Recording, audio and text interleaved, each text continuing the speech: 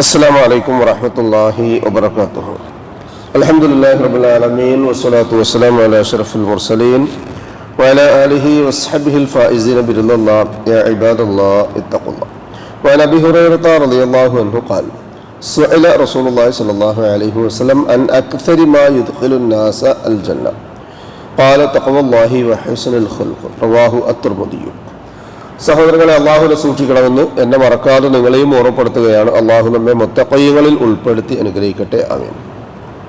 സ്വർഗത്തിലേക്ക് പ്രവേശിക്കാൻ ആവശ്യമായ ഇബാദത്ത് നിരന്തരമായി നിർവഹിക്കുന്നവരാണ് നാമൊക്കെ.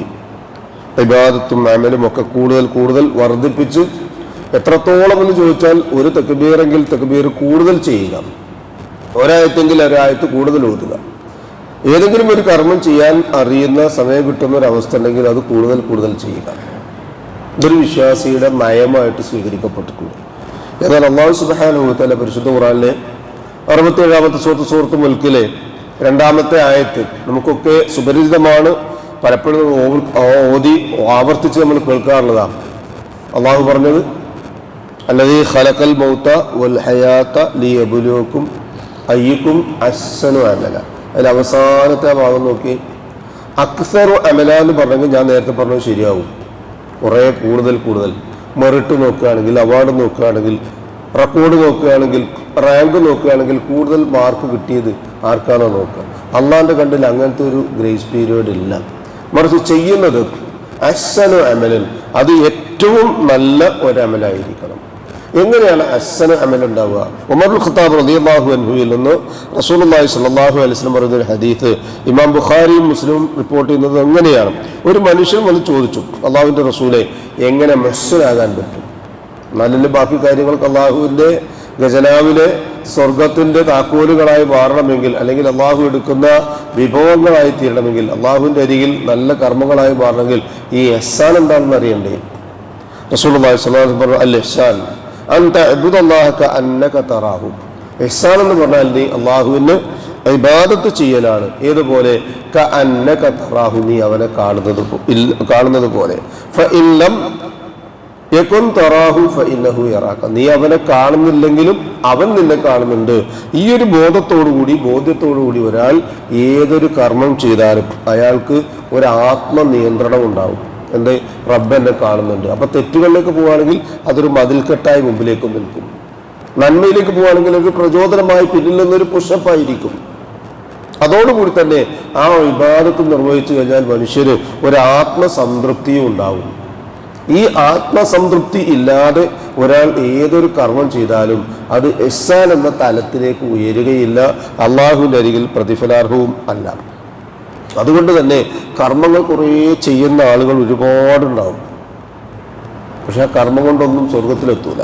റസൂലുള്ളാഹി സ്വല്ലല്ലാഹു അലൈഹി വസല്ലം ചോദിച്ച ചോദ്യം അതാണ്: അൻ അക്സറ മാ യുദ്ഖിലുൻ നാസൽ ജന്ന. അല്ലാഹുവിൻ്റെ റസൂലെ, സ്വർഗത്തിലേക്ക് മനുഷ്യരെ, ജനങ്ങളെ ഏറ്റവും കൂടുതൽ അടുപ്പിക്കുന്നത് എന്താ? നിസ്കാരമാണോ? അങ്ങനെയാണ് നിസ്കരിക്കുന്നവർക്കൊക്കെ.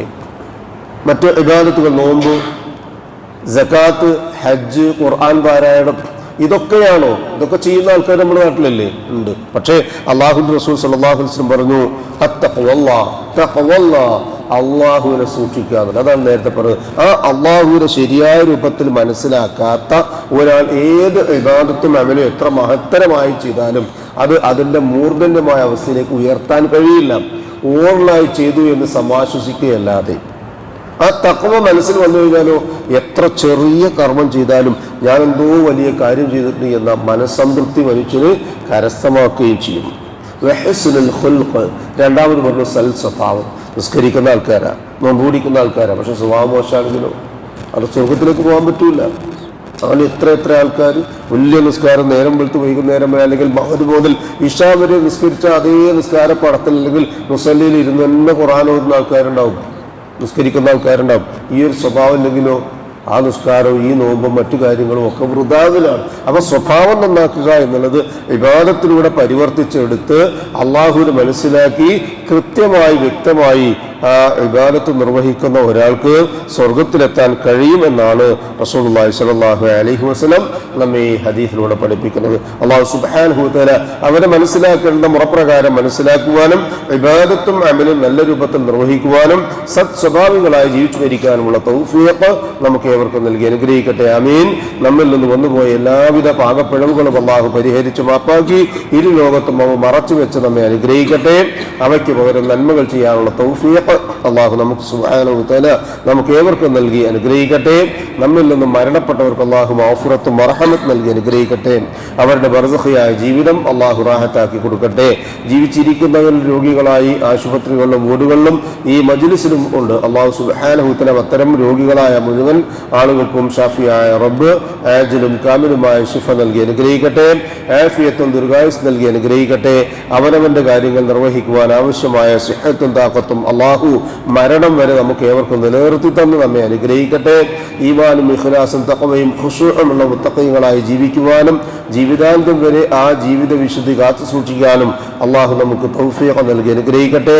മരണസമയത്ത് അഫ്ദൽ ദിക്ർ ലാ ഇലാഹ ഇല്ലല്ലാഹ് എന്ന കലിമ കാമിലായ ഈമാനോടുകൂടി പറഞ്ഞ് പുഞ്ചിരിയോടുകൂടി കണ്ണടയ്ക്കുന്ന മഹാഭാഗ്യവാന്മാരിൽ അല്ലാഹു സുബ്ഹാനഹു വ തആല നാം ഏവരെയും ഉൾപ്പെടുത്തി അനുഗ്രഹിക്കട്ടെ.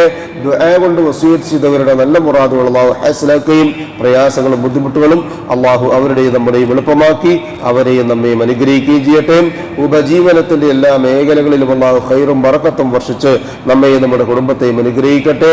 ജന്നാത്തുൽ ഫിർദൗസിന്റെ ഉടമകളായ അമ്പിയാക്കളും മുർസലുകളും ഔലിയാക്കളും സലഫുസ് സാലികളും സുദ്ദീഖുകളും ശുഹദാക്കളും ഉള്ള സ്വർഗ്ഗത്തിൽ പ്രവേശിക്കാൻ അല്ലാഹു സുബ്ഹാനഹു വ തആല നമുക്കും നമ്മുടെ സാധുക്കളായ മാതാപിതാക്കൾക്കും കൂട്ടുകുടുംബങ്ങൾക്കും സന്താന പരമ്പരകൾക്കും തൗഫീഖ് നൽകി അനുഗ്രഹിക്കട്ടെ. അല്ലാഹുമ്മ ഗ്ഫിർ ലിൽ മുഅ്മിനീന വൽ മുഅ്മിനാത്ത് വൽ മുസ്ലിമീന വൽ മുസ്ലിമാത്ത് അൽ അഹ്യാഇ മിൻഹും വൽ അംവാത്ത് ഇന്നക മുജീബുദ് ദഅവാതി യാ ഖാദിയൽ ഹാജാത്ത് റബ്ബനാ തഖബ്ബൽ മിന്നാ ഇന്നക അൻതസ് സമീഉൽ അലീം വതുബ് അലൈനാ ഇന്നക അൻതത് തവ്വാബുർ റഹീം واغفر لنا يا غافر المذنبين ربنا هب لنا من أزواجنا وذرياتنا قرة أعين واجعلنا للمتقين إماما ربنا ظلمنا أنفسنا وإن لم تغفر لنا وترحمنا لنكونن من الخاسرين ربنا آتنا في الدنيا حسنة وفي الآخرة حسنة وقنا عذاب النار اللهم أجرنا من النار اللهم أجرنا من النار اللهم أجرنا وأجر والدينا من النار آمين آمين آمين برحمتك يا أرحم الراحمين سبحان ربك رب العزة عما يصفون وسلام على المرسلين والحمد لله رب العالمين سبحانك اللهم وبحمدك أشهد أن لا إله إلا أنت أستغفرك وأتوب إليك السلام عليكم ورحمة الله وبركاته.